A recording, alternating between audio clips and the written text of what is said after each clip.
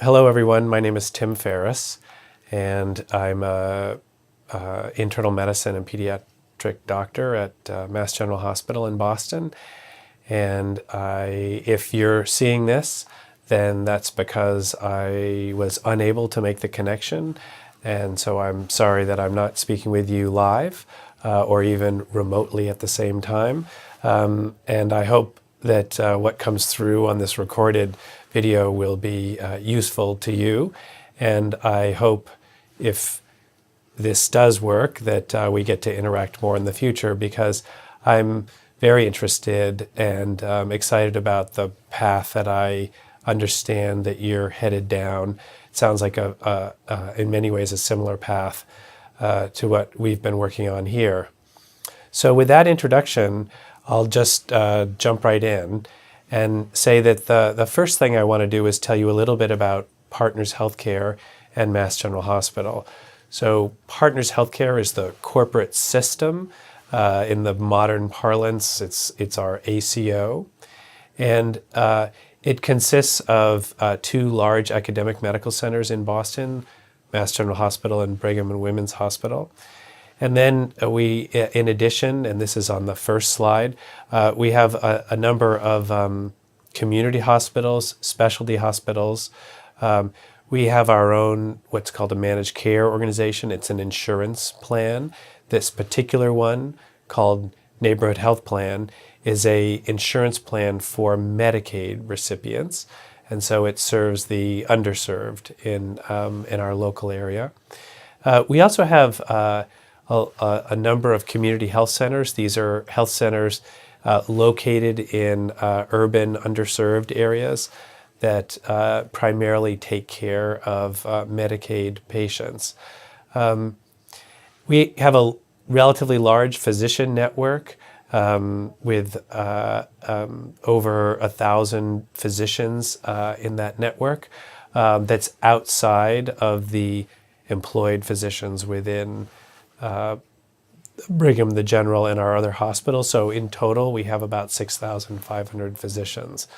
And this is a territory covering all of eastern Massachusetts. And then finally, we have our own home health care services and rehab hospitals. So with that set of care delivery organizations, we are relatively comprehensive in the care that we provide. We provide everything from heart transplants and other high-end ICU procedure-based care to primary care in underserved communities to home care and sort of everything in between. And this allows us to be in a position to take risk and to move into this new payment environment, because while it's daunting to manage all these different parts, it also provides us with an opportunity to make sure that our patients are getting the best possible care at the right place over time. And that's been a main part of our strategy. I'm going to just interrupt myself by noting I do, as you may notice, have a little bit of a cold today. And so I'm going to be snuffling a bit and maybe blowing my nose. So apologies for that. So that's us as an organization. So let me tell you a little bit about the story of our journey, and then as I get into it, I'll tell you a little bit about what it feels like as a physician, a primary care internal medicine physician in the network experiencing these programs. But let me start with the programs and say that, first of all, we've been at this since 2006.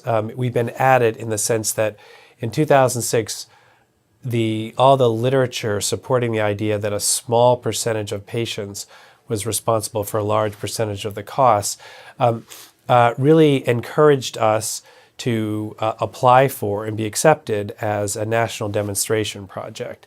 And that demonstration project is what is known here as a Medicare demonstration project. And Medicare is the federal payer that pays for all health care for patients over the age of 65. And it was really our participation in that project that has spurred our ambitions to reorganize care more generally. And let me tell you about what we did. So knowing that costs are mostly concentrated in a relatively small group of people, in the US, among Medicare beneficiaries, the math is that 5% of recipients of Medicare insurance, so 5% of the people over age 65, are responsible for 50% of the costs in Medicare. So it doesn't take a rocket scientist to understand that if you're going to do something about costs in Medicare, which is a national problem, then you're going to need to do something about the costs of care for that 5%. So we walked through the logic of saying, well, can we figure out who the 5% are in advance? Can we enroll them in some sort of program that helps manage their care? Can we then impact their future costs? And can we demonstrate that in a way that actually is a positive return on investment, so that the costs of the programming of addressing their care needs is actually less than the savings that we would achieve? And that was the challenge that we set to ourselves and that Medicare agreed to test with us. And so I'll turn now to the second slide. And the second slide describes what we call our ICMP program, or the Integrated Care Management Program. And you'll see on this slide, the left-hand column is sort of the problem, the approach, and the progress we've made. And on the right-hand side, you'll see two graphics. One is a graphic figure that describes the design of the services we put in place. And the second is just how many patients we've had in the program since the program expanded in 2012. I'll get to the timeline at the end. So I've already talked about the problem, about the concentration of costs. And so when you look at the people who have the concentration of costs, they have some things in common, but they're also each one remarkably unique. And so the challenge here is to provide what's called by the business people mass customization. So can you provide a set of services? That set is for the mass, but each one is customized to the individual needs of the patient. And so what they all have in common is multiple chronic conditions. So not one chronic condition, not two, usually 3, 4, 5, sometimes 6, 7, 8 chronic conditions.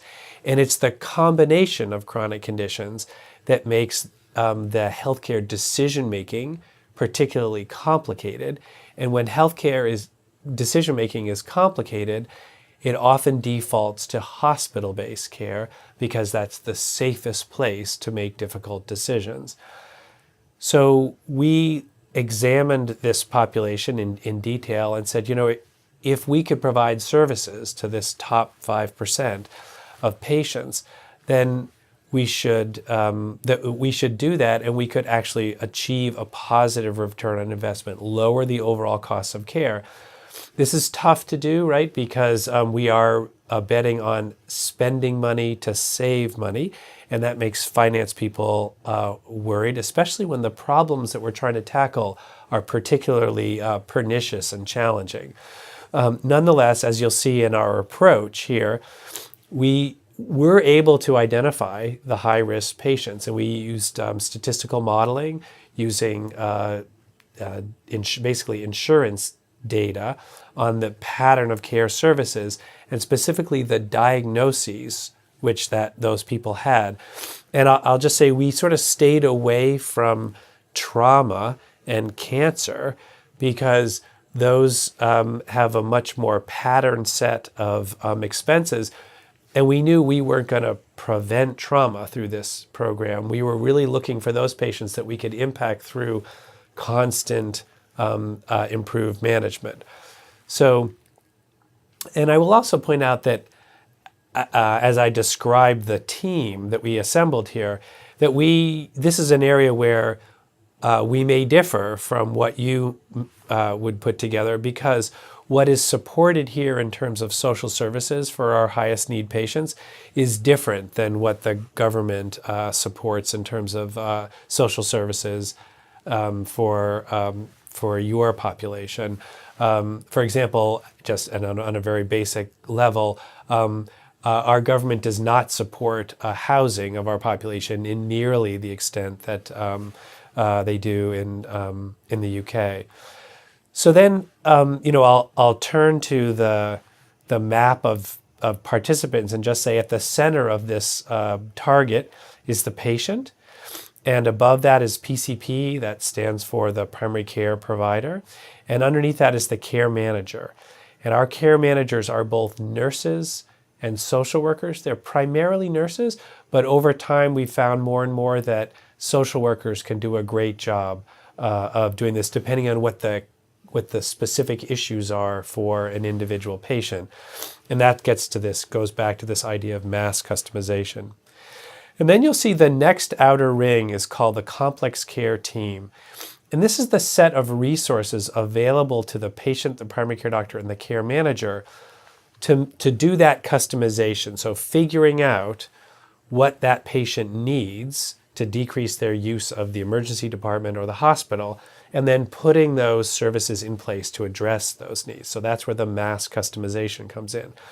And the set of services, I'll just go around the ring: palliative care and hospice.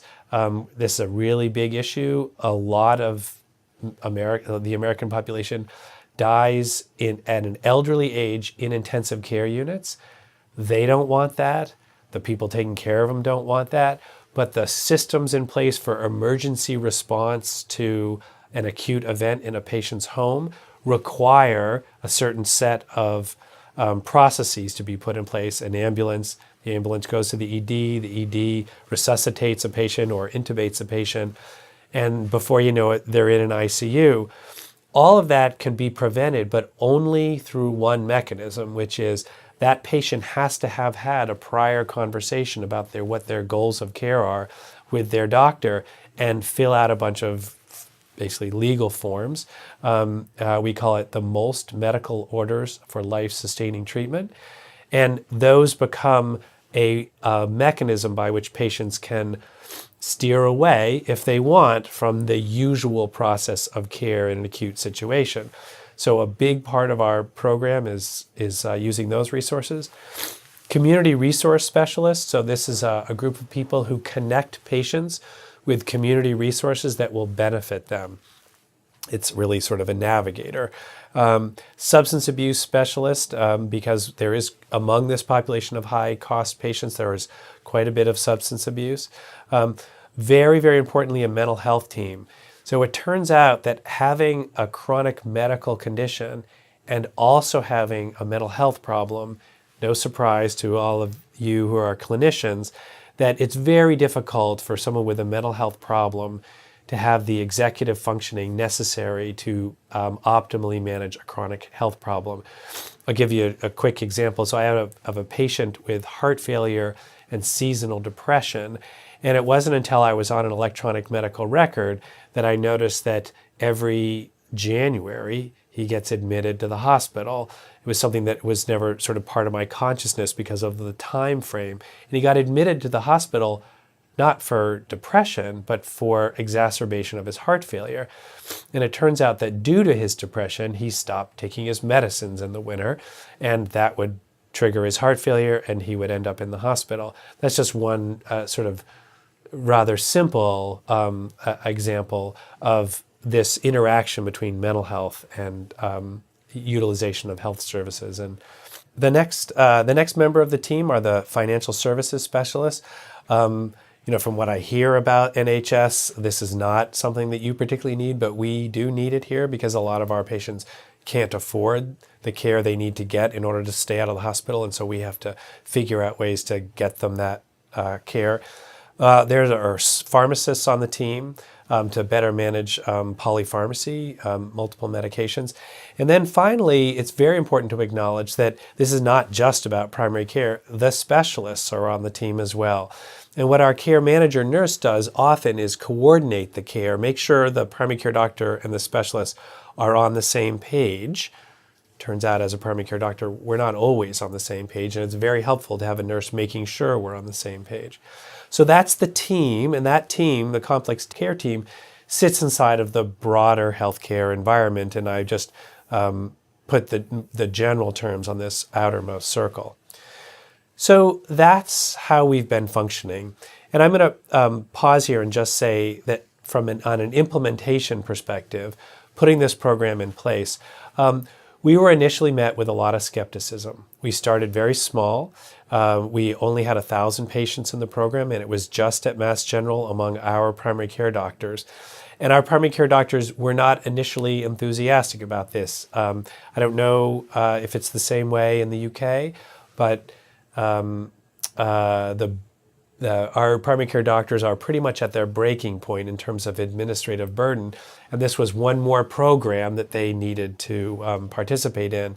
And so when we started the program, we actually had to pay them to participate. So we gave them a small incentive to recognize they had to spend time with this care manager to go through their high-risk patients and agree upon care plans and help manage.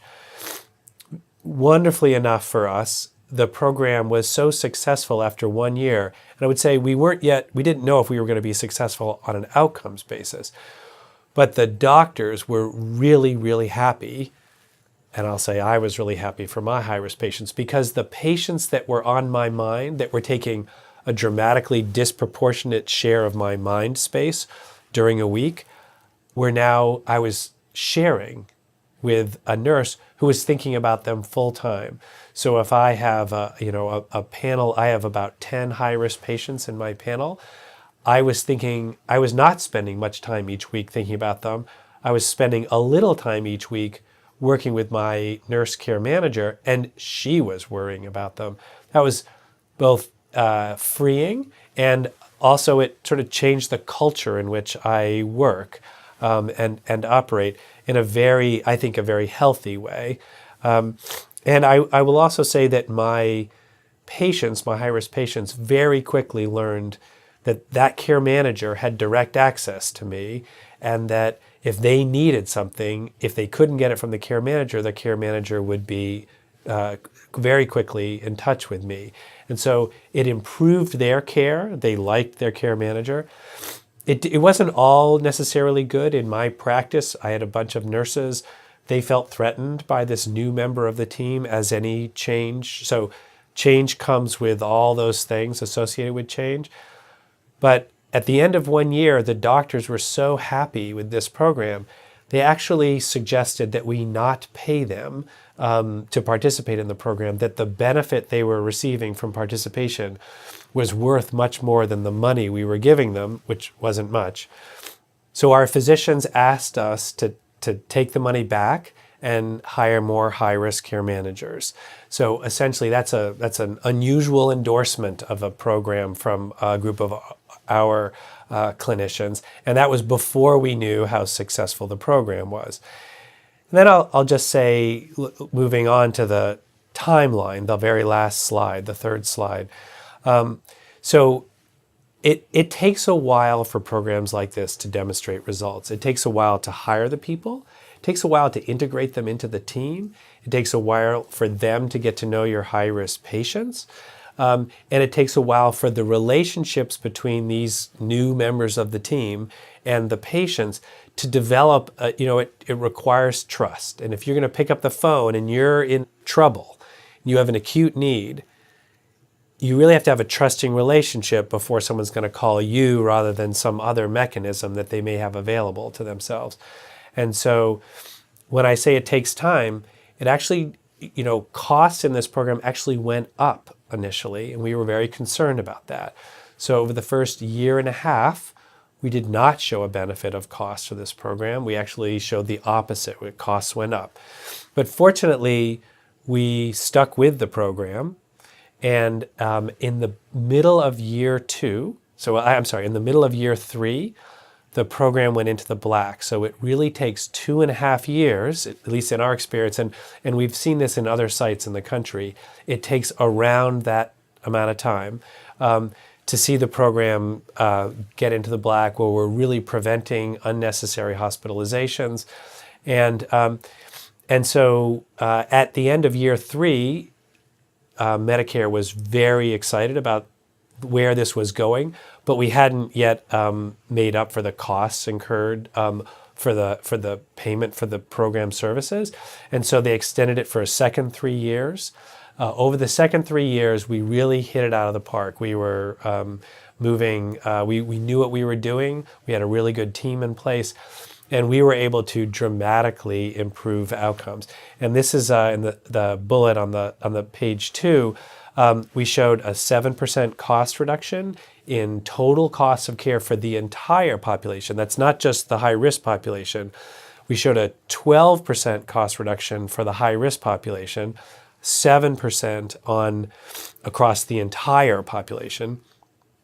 And we reduced admissions dramatically. That's where the cost savings came from.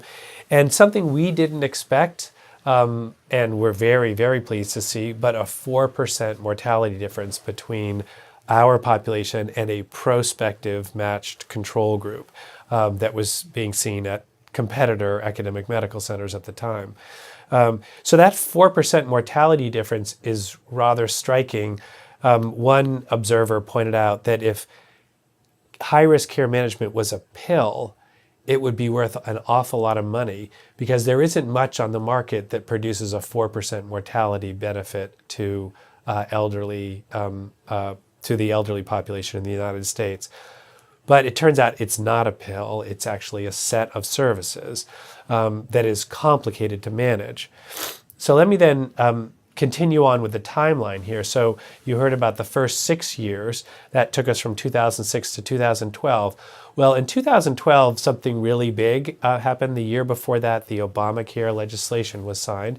And that meant that demonstration programs like this were going to be dramatically expanded. And the expansion of our program was, instead of taking risk, financial risk, for costs of care for just our high-risk patients, we were now going to be asked and signed a contract to agree to take risk on an entire population of Medicare patients that saw our primary care doctors. And we were going to bank on the fact that we would be able to reproduce what we did for a much smaller population in this broader population. Initially, we went up to 50,000 people. We're now at over 100,000 Medicare beneficiaries in this program. And while we have a lot of techniques to manage costs and improve quality in this population, our primary lever, where we invest the most money and where we get the most return, is in this complex care management program. And it's fairly similar now at its scaled version to what it was when it started. But I will say that there are challenges with scaling. So every implementation is local, and not everyone has the same conception of it. Not everyone has the same. We wrote a playbook, and we gave the playbook to everyone in our network.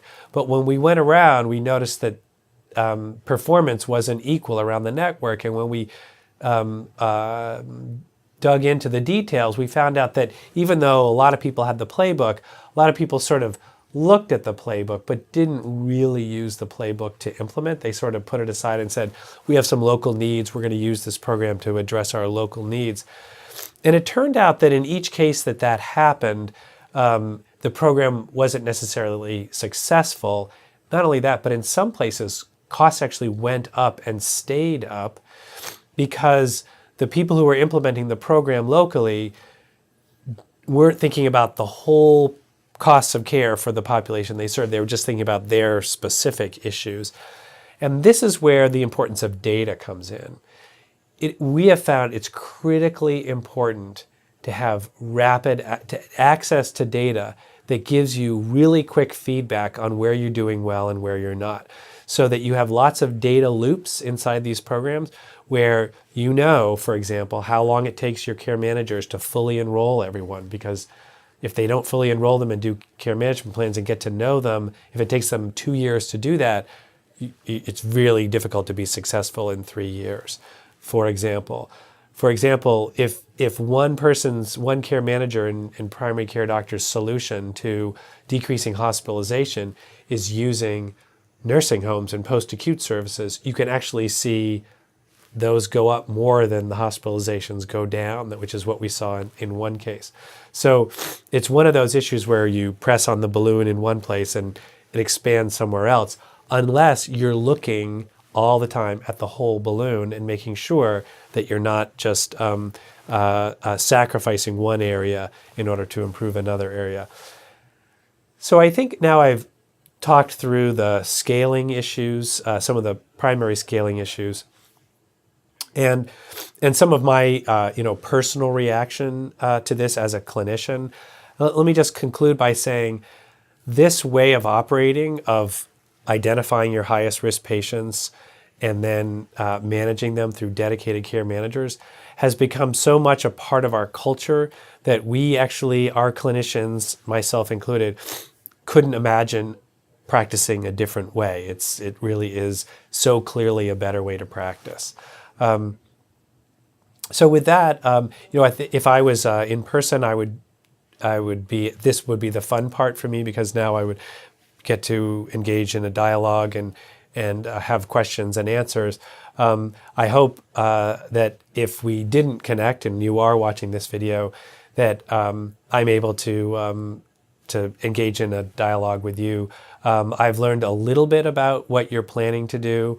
I think it's very exciting, the road you're going down, and if I can be helpful in that process, I look forward to that possibility. So thank you very much.